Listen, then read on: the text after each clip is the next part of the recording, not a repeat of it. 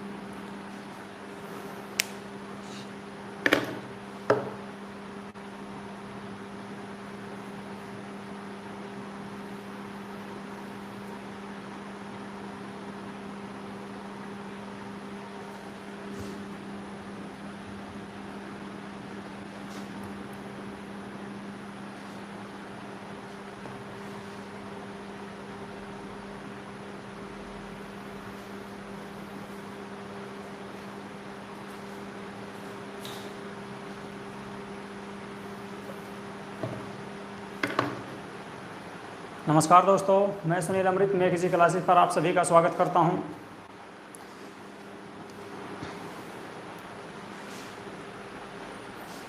कैसे हैं आप लोग? जल्दी से लाइव हो जाइए। आज का हमारा टॉपिक रहने वाला है प्रधानमंत्री, प्राइम मिनिस्टर।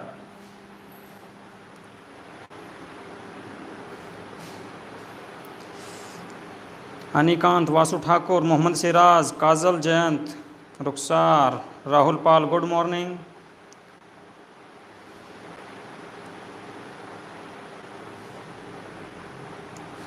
जैसा कि आप सब जानते हैं, कल हमने आपका उपराष्ट्रपति के बारे में पढ़ा था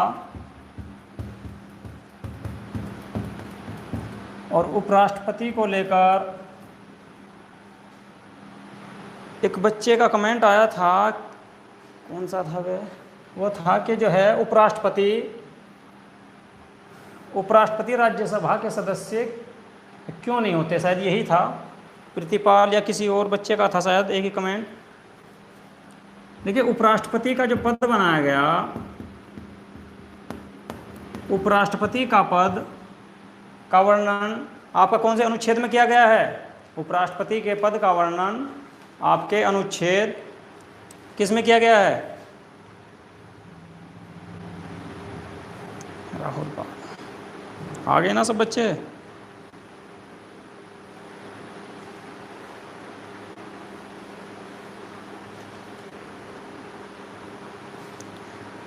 राहुल पाल अनुच्छेद 63 में किया गया है। ओके, भी एक बच्चे का क्वेश्चन था कि मैंने आपको बताया था कल अनुच्छेद 63 के बारे में कि अनुच्छेद 63 कहता है कि राष्ट्रपति का जो पद का वर्णन किया गया है वो अनुच्छेद 63 में किया गया है। तो उनका ये क्वेश्चन था कि उपराष्ट्रपति जो हैं राज्यसभा के सदस्य क्यों नहीं होते?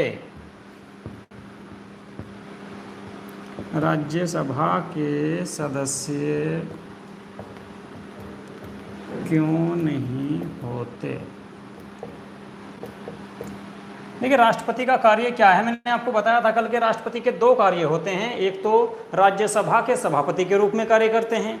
दूसरा कार्य जो इनका है, जब राष्ट्रपति अनुपस्थित हों, यानी कि राष्ट्रपति अपने पद पर न हों, तो उनके पद का निर्वहन करना, यानी कि उनके पद के रूप में कार्य करना। ये दो कार्य हैं। पहले जब उपराष्ट्रपति का पद बनाया गया तो उनका यही कार्य था कि आप जो है उपराष्ट्रपति का कार्य राष्ट्रपति की अनुपस्थिति में उपराष्ट्रपति उनका कार्य करेंगे। ठीक है, अब ये तो जरूरी नहीं है। देखिए कि जो है उपराष्ट्रपति हर समय अनुपस्थित रहें, कभी कभार ही ये अनिकांत, प्रतिपाल, जय हिंद, अंजलि, वासु, गुड मॉर्निंग भैया। देखिए, उपराष्ट्रपति सिर्फ राष्ट्रपति की अनुपस्थिति में ही राष्ट्रपति के पद का निर्वहन करते हैं, यानी कि उनके पद को प्रयोग करते हैं जब उपराष्ट्रपति अनुपस्थित होते हैं। तो इनको जो है ये उपराष्ट्रपति का पद बनाया गया था, तो उसी टाइम पे जो है जब इनको देखा गया कि इनका और क्या कार्य है, और तो कोई कार्य था ही नहीं, इनका सिर्फ एक यही कार्य था कि उपराष्ट्रपति राष्ट्रपति की अनुपस्थिति में कार्य करेंगे। तो इसीलिए जो है इनको राज्यसभा का सभापति का कार्य भी दे दिया गया कि जब ये उपराष्ट्रपति राज्यसभा के सभापति के रूप में कार्य करते रहेंगे, ताकि इनको भी डेली जो है कार्य मिलता रहे। ठीक है, लेकिन ये जो हैं आपके राज्यसभा के सदस्य नहीं होते। लेकिन इसी के बाद आपके जो हैं, एक आपने देखो, ये तो राज्यसभा के सभापति हुए। राज्यसभा के सभापति जो हैं ये आपके उपराष्ट्रपति होते हैं। लेकिन उपसभापति जो होते हैं, उपसभापति ये आपके राज्यसभा के सदस्य होते हैं। जब उपराष्ट्रपति अनुपस्थित होते हैं या वे राष्ट्रपति के रूप में कार्य करते हैं, तो उस समय उपसभापति उपराष्ट्रपति के रूप में कार्य करते हैं। लेकिन ये राज्यसभा के सदस्य होते हैं और उपराष्ट्रपति राज्यसभा के सदस्य नहीं होते। ओके, अब आज की बात करते हैं प्रधानमंत्री। प्रधानमंत्री के पद का वर्णन किस अनुच्छेद में किया गया है? कल भी बताया था मैंने, शायद आपको परसों पिछली क्लास में मैंने आपको बताया था कि प्रधानमंत्री के पद का वर्णन अनुच्छेद 75 में किया गया है।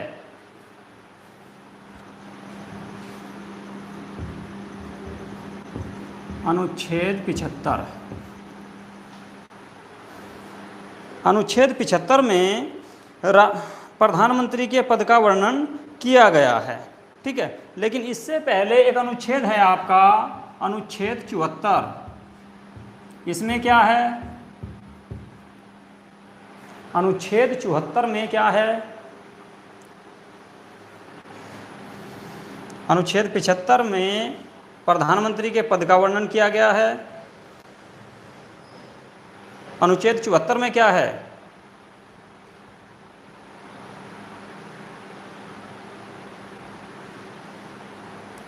मंत्री परिषद का वर्णन। काजल जयंत, हाँ जी, देखिए अनुच्छेद 74 में है मंत्री परिषद का वर्णन।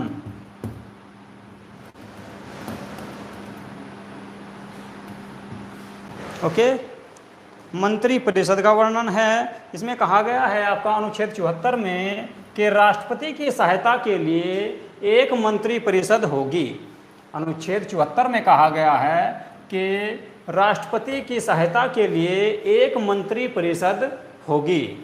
ठीक है, और इसके बाद अनुच्छेद 75 में क्या कहा गया है? अनुच्छेद 75 में कहा गया है कि उस मंत्री परिषद के जो वास्तविक प्रमुख होंगे, उस मंत्री परिषद के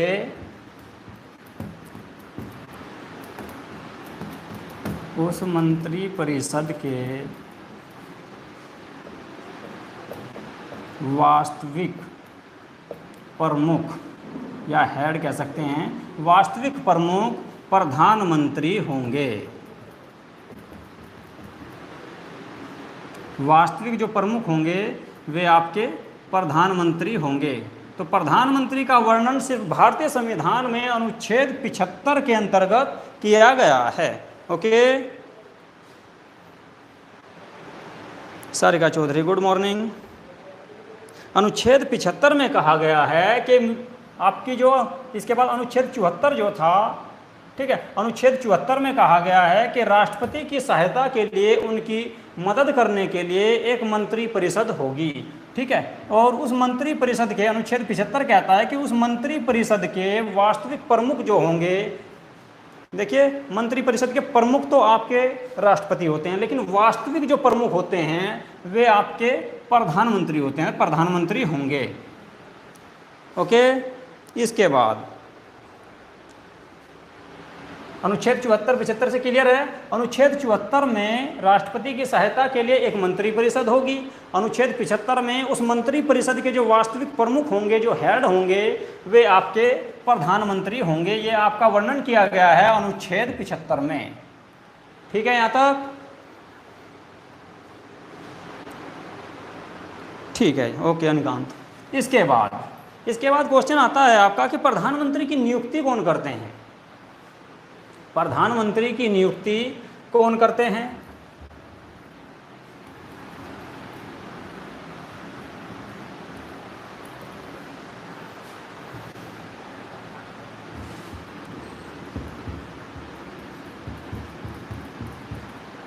नियुक्ति कौन करते हैं प्रधानमंत्री की?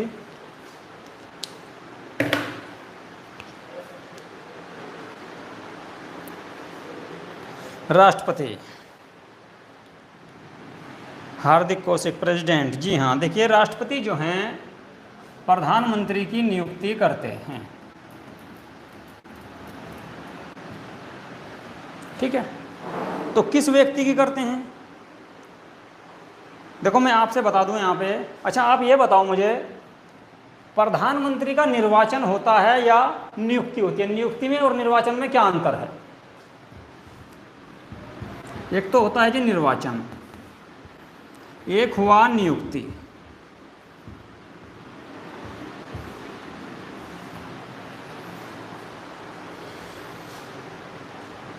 निर्वाचन पीएम की। अच्छा, प्रधानमंत्री का निर्वाचन होता है जी? आप ये कह रहे हैं कि प्रधानमंत्री का निर्वाचन होता है, तो कैसे? हार्दिक कौशिक, प्रधानमंत्री का निर्वाचन होता है। प्रीतिपाल, नियुक्ति। नियुक्ति कैसे होती है?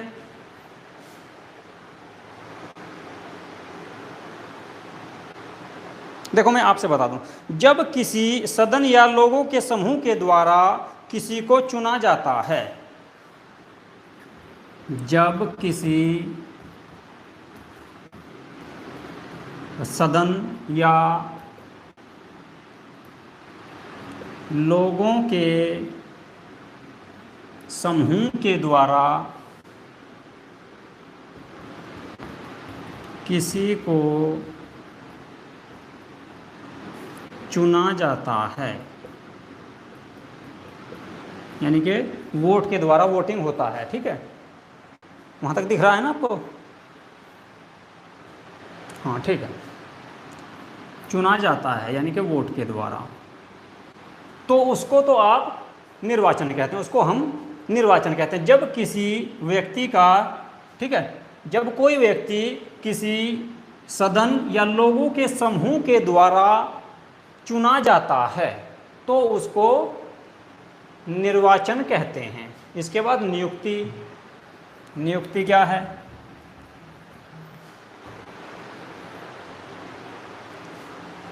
यहाँ तक समझ में आ गया? जब किसी क्या कहा इन्होंने, सारे का चौधरी, लोकसभा में बहुमत प्राप्त दल के नेता, वो बात बाद में हैं, आएंगे वहाँ पर भी। निर्वाचन दल का जनता द्वारा नियुक्ति करता है प्रेसिडेंट। नियुक्ति सारिका चौधरी। देखो इसके बाद है नियुक्ति क्या होती है। यहाँ भी यही आएगा आपका, जब किसी सदन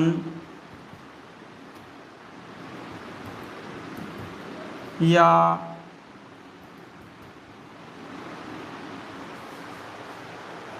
जब किसी सदन या समूह,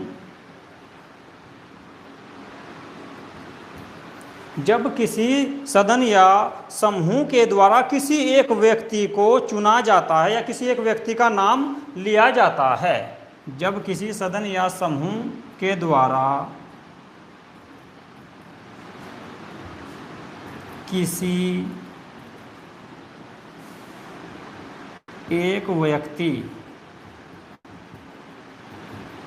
का नाम लिया जाता है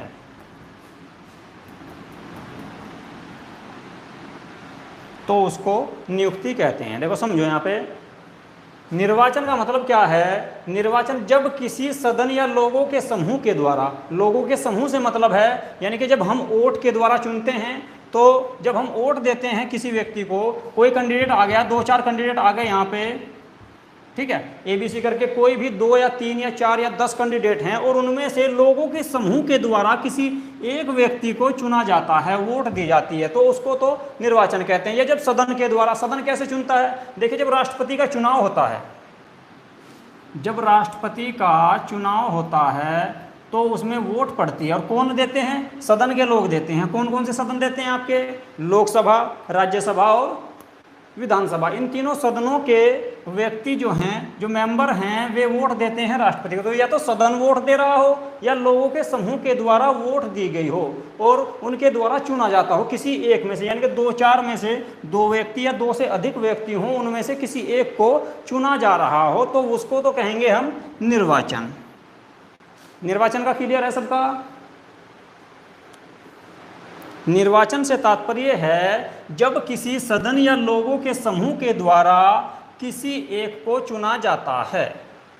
जब किसी सदन या लोगों के समूह के द्वारा किसी को चुना जाता है या वोट के द्वारा चुना जाता है, ठीक है, उनमें से एक या दो या तीन नाम जितने भी हैं उनमें से किसी एक को वोट देकर जिताया जाता है, तो उसको निर्वाचन कहते हैं। ठीक है, इसके बाद नियुक्ति क्या है? नियुक्ति का मतलब है जब किसी सदन या समूह के द्वारा, जैसे कि सदन ले लो आप, लोकसभा के जितने भी सदस्य हैं, लोकसभा का सदन आ गया आपका, या समूह ले लो आपका, सांसद जितने भी होते हैं लोकसभा के अंदर 545 या उनमें से कम या जितने भी हैं, उनके द्वारा, समूह के द्वारा किसी एक व्यक्ति का नाम दिया जा रहा हो कि हम जो है इनको प्रधानमंत्री बनाना चाहते हैं। वोटिंग नहीं है, बस नाम लेते हैं कि हमको इनको प्रधानमंत्री बनाना है या इनको मंत्री बनाना है, किसी एक का नाम लिया गया हो तो उसको नियुक्ति कहेंगे।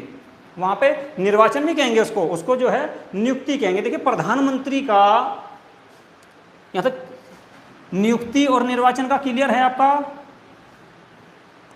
किसी बच्चे को नियुक्ति और निर्वाचन में कोई डाउट है?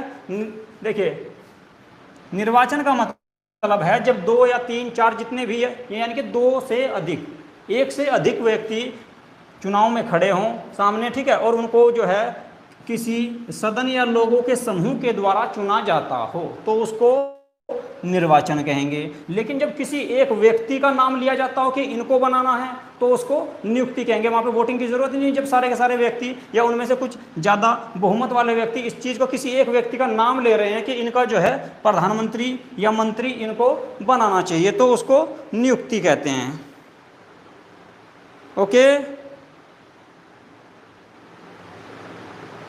यहाँ तक सभी बच्चों को क्लियर हो गया? कमेंट करके बताएं जल्दी।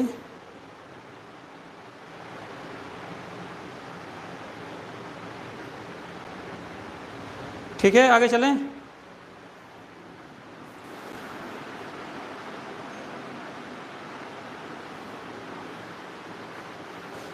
यस, ठीक है मोहम्मद सिराज। अब देखिए आगे बात करते हैं कि प्रधानमंत्री की नियुक्ति होती है या निर्वाचन होता है। कुछ लोगों का तो क्लियर हो चुका होगा यहाँ पर कि प्रधानमंत्री की नियुक्ति होती है या निर्वाचन होता है। तो बताइए जल्दी से, प्रधानमंत्री का निर्वाचन होता है या नियुक्ति होती है?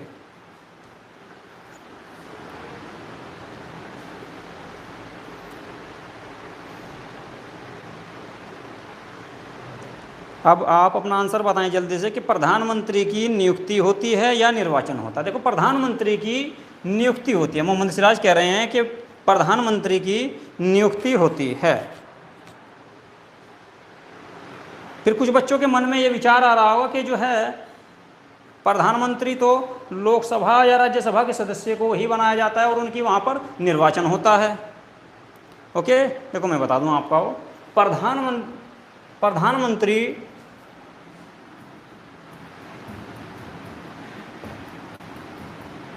की नियुक्ति होती है। क्यों? क्योंकि बहुमत प्राप्त दल के व्यक्तियों के द्वारा उनका नाम अनाउंस किया जाता है कि हम इस व्यक्ति को प्रधानमंत्री बनाना चाहते हैं। ओके, लेकिन जो व्यक्ति प्रधानमंत्री बनता है उसे कौन से सदन का सदस्य होना चाहिए? जो व्यक्ति प्रधानमंत्री बनता है उसे कौन से सदन का सदस्य होना चाहिए? लोकसभा या राज्यसभा, दोनों में से किसी का भी सदस्य हो सकता है। लोकसभा या राज्यसभा दोनों में से किसी का भी सदस्य होता है। लेकिन जब वह इनमें से किसी एक का भी सदस्य हो, लोकसभा का निकाल, देखो लोकसभा या राज्यसभा दोनों में से किसी का भी सदस्य हो सकता है। फॉर एग्जाम्पल आपका डॉक्टर मनमोहन सिंह जो प्रधानमंत्री बने थे आपके 2004 में, 2009 में, तो वे राज्यसभा के सदस्य थे। इंदिरा गांधी प्रधानमंत्री बनी थी, राज्यसभा की सदस्य थी। तो ये जरूरी नहीं है कि लोकसभा के ही हो, हाँ लोकसभा के प्रति उत्तरदायी होंगे, लेकिन ये जरूरी नहीं है कि जो व्यक्ति प्रधानमंत्री बन रहा है वह लोकसभा या राज्यसभा दोनों में से किसी का सदस्य हो, किसी का भी हो सकता है। ओके, लेकिन जब वह व्यक्ति, देखो एक व्यक्ति जब सांसद होगा तभी तो प्रधानमंत्री बनेगा, ठीक है, लेकिन प्रधानमंत्री का सांसद के रूप में तो निर्वाचन होता है।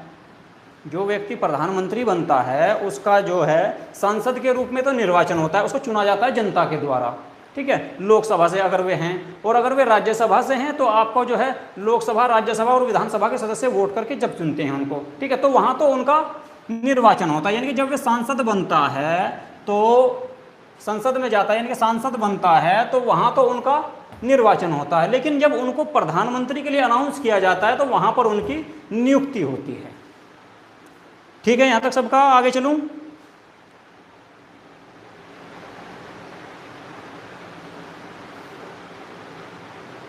यहाँ तक सबका क्लियर हो गया। प्रधानमंत्री की एक सांसद के रूप में तो उनका निर्वाचन होगा, लेकिन जब वे प्रधानमंत्री बनते हैं तो उसके लिए उनकी जो है नियुक्ति होगी, राष्ट्रपति उनकी नियुक्ति करते हैं। तो अगर यहाँ पे क्वेश्चन आ जाए आपका कि क्या प्रधानमंत्री का निर्वाचन होता है या नियुक्ति, तो नियुक्ति के द्वारा होता है, यानी कि नियुक्त किए जाते हैं। वे कौन करते हैं? राष्ट्रपति। ओके,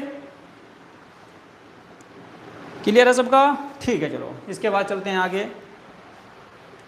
इसके बाद अगला क्वेश्चन बनता है कि प्रधानमंत्री बनता कौन है? प्रधानमंत्री जो होते हैं, पीएम जो होते हैं, वे कौन बनते हैं?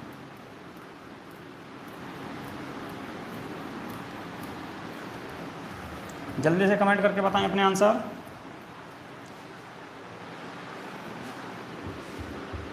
पीएम ही लिख देता हूं, चलो। प्राइम मिनिस्टर कौन होंगे या कौन होगा? होंगे लगाते हैं, ठीक है। कौन बनेंगे प्रधानमंत्री? जो लीडर होगा दल का। अब देखिए, लीडर तो अपने दल के सभी होते हैं। अब जैसे समाजवादी पार्टी के अखिलेश जी हैं फिलहाल, ठीक है, बहुजन समाजवादी के मायावती जी हैं, और कांग्रेस के आपके सोनिया गांधी है, तो क्या वे प्रधानमंत्री बन जाएंगे? जिसे 2/3 बहुमत होगा। काजल जयंत, 2/3 बहुमत जरूरी है सर प्रधानमंत्री बनने के लिए?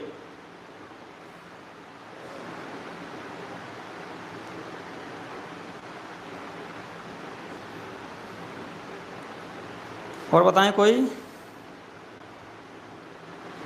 प्रधानमंत्री किसे बनाया जाता है या प्रधानमंत्री कौन होंगे? Good morning Jyotipal, good morning जी। देखो मैं आपसे बताता हूँ, जिस दल को बहुमत प्राप्त होगा उसी दल का नेता प्रधानमंत्री बनेगा। ऐसा नहीं कि किसी भी दल का नेता बन जाएगा, ठीक है, किसी भी दल का नेता नहीं, जिस दल को बहुमत प्राप्त होगा, जो चुनाव हुआ है लोकसभा में, यानी कि यहाँ पे लिख सकते हैं हम, लोकसभा में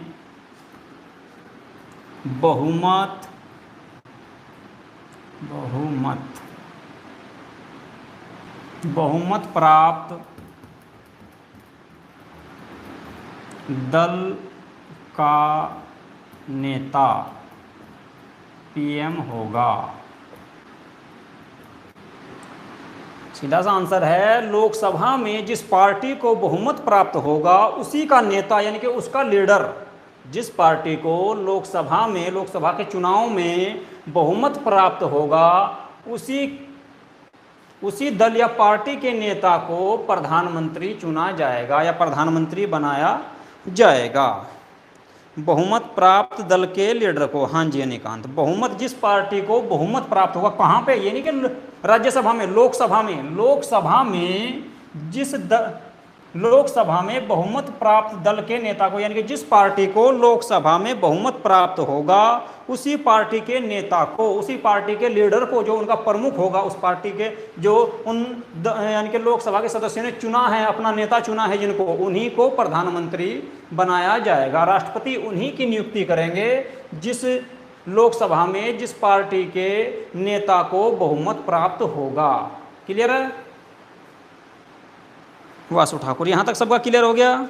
चलो जी ठीक है। इसके बाद अगला क्वेश्चन बनता है कि बहुमत कैसे प्राप्त होगा, कितने तक बहुमत प्राप्त होगा, बहुमत क्या है ये, बहुमत, बहुमत क्या है जी, कितने पे प्राप्त होता है, कैसे प्राप्त होता है, ये पता है किसी को? जल्दी से बताएं कमेंट करके अगर पता है तो।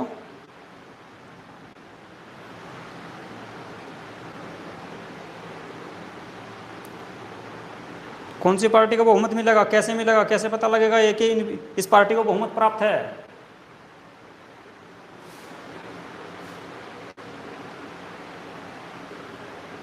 मालूम है किसी को?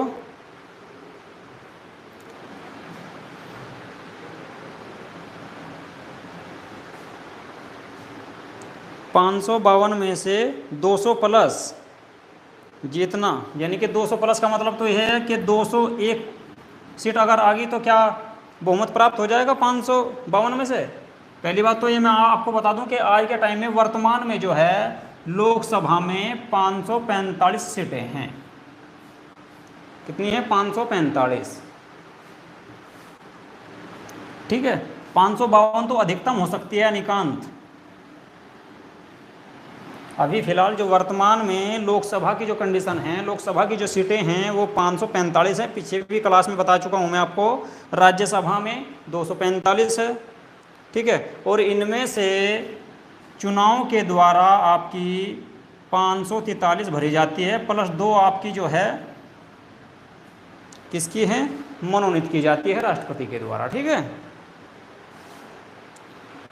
काजल जयंत, लोकसभा में 15% होना चाहिए। अब 545 का 15% निकाल लोगे? देखो मैं बताता हूँ आपको बहुमत किसे कहते हैं। बहुमत का मतलब है कि 50% प्लस 1, 50% प्लस 1 सीटें जिस दल को प्राप्त होगी, सीटें जिस दल को प्राप्त होगी उसे बहुमत प्राप्त दल कहा जाएगा।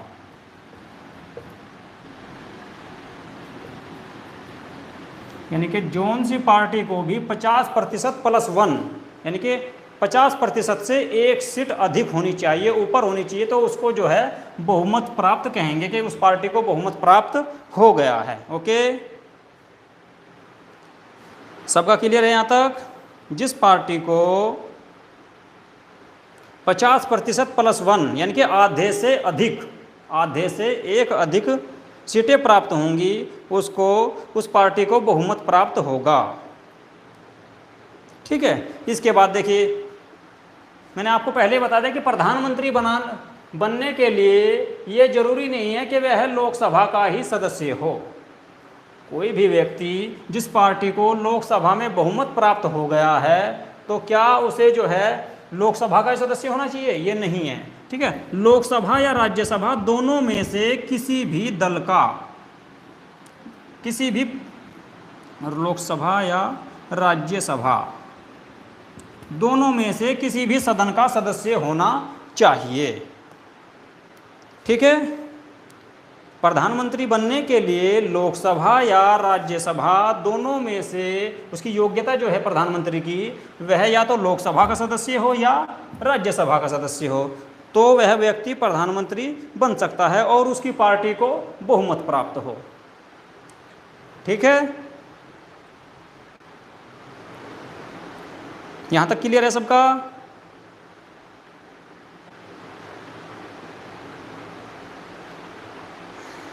जल्दी से कमेंट करके बताएं यहां तक सभी बच्चों का क्लियर हो चुका? ठीक है निकांत जी सर। अब अगला क्वेश्चन बनता है कि क्या जो व्यक्ति इन दोनों दलों का सदस्य नहीं है, क्या वह भी प्रधानमंत्री बन सकता है? और बन सकता है तो कब तक बन सकता है? अगला क्वेश्चन है कि क्या एक व्यक्ति जो अपनी पार्टी का लीडर है लेकिन वह लोकसभा या राज्यसभा दोनों में से किसी का भी सदस्य नहीं है, तो क्या वह प्रधानमंत्री बन सकता है? यदि कोई व्यक्ति या पार्टी का लीडर या उस दल का प्रमुख या उस दल का नेता राज्यसभा और लोकसभा दोनों में से किसी का भी सदस्य नहीं है, तो क्या वह प्रधानमंत्री बन सकता है? मोहम्मद सिराज 6 माह तक। जी हाँ, देखो, यदि कोई व्यक्ति दोनों में से किसी भी सदन का सदस्य नहीं है, लोकसभा या राज्यसभा दोनों में से किसी भी सदन का सदस्य नहीं है, तो वह प्रधानमंत्री उसे राष्ट्रपति उसे प्रधानमंत्री नियुक्त कर सकते हैं। लेकिन शर्त यह है कि उसके दल को, जिस पार्टी का वह नेता है, उसके दल को बहुमत प्राप्त होना चाहिए, यानी कि उस पार्टी को बहुमत प्राप्त होना चाहिए।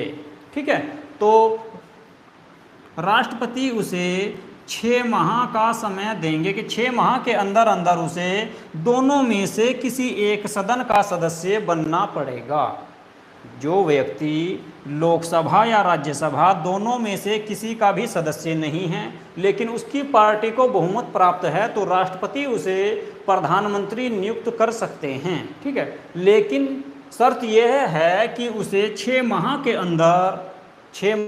के अंदर दोनों में से किसी एक सदन का सदस्य बनना होगा। नहीं तो अगर वो 6 माह तक नहीं बनता तो उसे अपने पद से इस्तीफा देना पड़ेगा। ओके, यहाँ तक क्लियर है सबका? मोहम्मद सिराज, लोकसभा या राज्यसभा में से किसी एक सदन का सदस्यता लेनी होगी। हाँ जी, दोनों में से किसी भी एक सदन की सदस्यता लेनी होगी, तभी वे अपने पद पर बने रह सकते हैं, नहीं तो उन्हें उनके पद से हटा दिया जाएगा। प्रधानमंत्री को वह अपने पद से इस्तीफा देना होगा यदि वे 6 माह तक भी लोकसभा या राज्यसभा दोनों में से किसी एक के सदस्य नहीं बनते। ठीक है, चलो जी, यहाँ तक सबका क्लियर हो गया। अगला क्वेश्चन, प्रधानमंत्री बनने के लिए आयु क्या होती है, एज क्या है? कम से कम प्रधानमंत्री बनने के लिए कम से कम आयु कितनी होनी चाहिए? अधिकतम तो कोई है ही नहीं। मैंने आपको बता दिया कि जो भी चुनाव के द्वारा जितने भी पद भरे जाते हैं, जिनका चुनाव होता है, वोट पड़ती है, उनके लिए अधिकतम कोई आयु नहीं है। इस चीज़ का इस चीज़ का निर्णय जनता को लेना है कि क्या वे ज़्यादा बुजुर्ग व्यक्ति को वोट देते हैं या नहीं देते हैं। ठीक है, तो यहाँ पे कम से कम, लेकिन कम से कम एज है, उसके बारे में बताएं कितनी है। सारिका चौधरी 35 साल, अनिकांत 25 साल, काजल जैन 25 साल, मोहम्मद सिराज 35 साल, वासु ठाकुर 35 साल। पॉलिटी में बहुत वीक हो भाई। और कोई है बच्चा, बताओ जल्दी से। प्रधानमंत्री के लिए कम से कम आयु कितनी होनी चाहिए? अधिकतम की तो कोई लिमिट ही नहीं है, नो लिमिट है। ठीक है, लेकिन कम से कम कितनी होनी चाहिए? अभी तक सही आंसर नहीं आया है, कुछ का सही है, कुछ गलत है। और कोई बच्चा बता सकता है?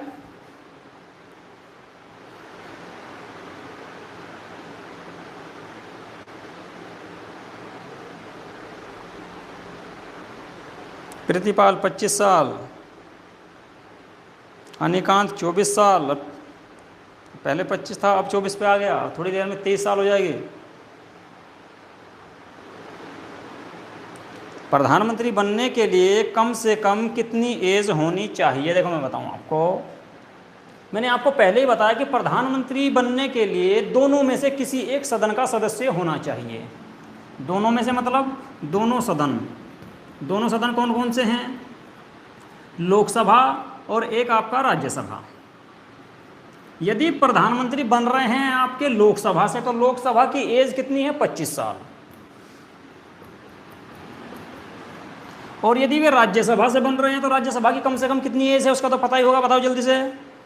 यदि वे राज्यसभा के सदस्य हैं, राज्यसभा से प्रधानमंत्री बन रहे हैं, तो कितनी एज होनी चाहिए?